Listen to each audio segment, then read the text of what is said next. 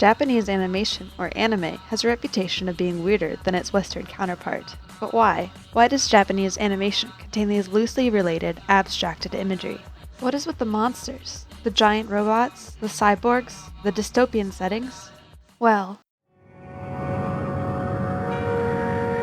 on August 6, 1945, during World War II, an American B-29 bomber dropped an atomic bomb onto the Japanese city of Hiroshima. Altitude 3,600 feet. Fixed on target. Release bomb. Roger. Releasing bomb.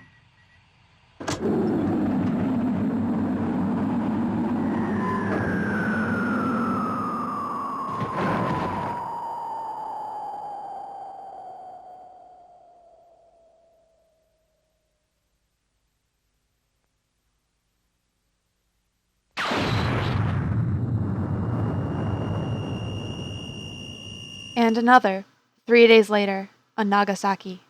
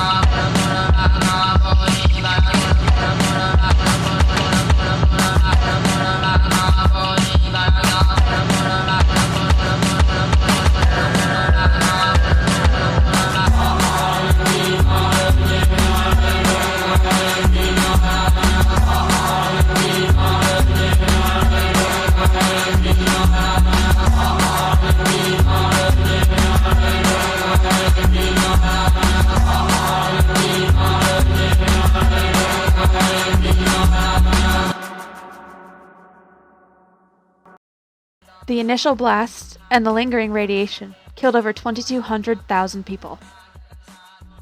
The influence of atomic power between the bombed and the bombers is extremely different. America was inspired to create superheroes. Faster than a speeding bullet. More powerful than a locomotive. Able to leap tall buildings at a single bound. This amazing stranger from the planet Krypton. The Man of Steel. Superman. Cairo.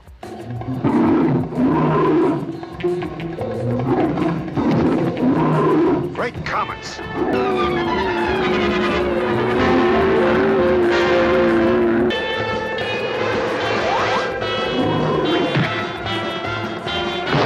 Nice.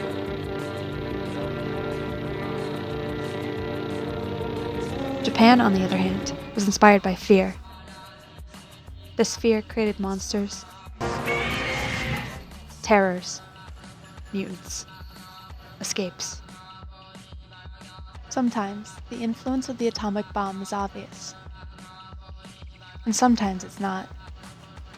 Why isn't it always obvious? Like in Barefoot Gen, a war drama anime that depicts World War II in Japan from a child's point of view, revolving around the events surrounding the bombing of Hiroshima and the main character's first-hand experience of the bomb. Japan's society is a shame culture. A shame culture is a society in which the primary device for gaining control over the masses and maintaining social order is the inculcation of shame and the contemporary threat of ostracism. A lot of actions are restricted by the shame culture, and it is looked down upon to express oneself truthfully.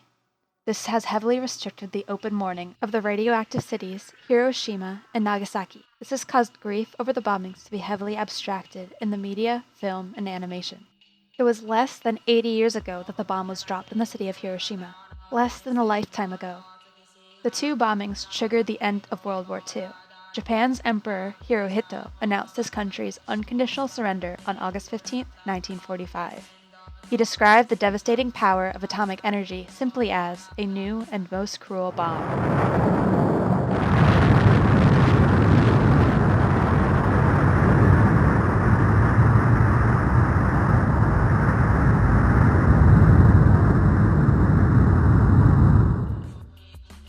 With World War II over, Japan was forced to demilitarize.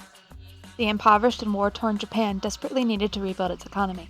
During the late 70s and the early 80s, Japan had not only made its comeback, but was experiencing an unprecedented economic bubble. Japanese animation started to really come into its own as an art form. And as it shifted from its origins as a medium aimed at children to explore more adult themes, it turned its gaze towards the ground zero of this aggressive expansion: atomic anxiety. This anxiety melded with techno-paranoia and existential musings of American science fiction authors like William Gibson and Neal Stephenson. The ubiquitous image of the atom bomb is the inciting or concluding event. The fallout is technology. Innocent youths are caged in robot suits. Powerful psychics are trapped in childlike forms. Technology alienates everyone. Consciousness becomes unmoored. Bodies become arbitrary and disposable. The planet and its hosts of forgotten nature spirits cry out in agony. You can see the fear of the blast. The fear of radiation poisoning. The fear of mutation. These animations are the product of and response to decades of physical erasure and technological alienation. It's pop culture fallout. Delicate layers of appropriation upon appropriation. It isn't The Matrix or Pacific Rim. This isn't just a look and a vibe being lifted. This is the entire history of Japan's relationship with itself, the United States, technology, and the atomic bomb.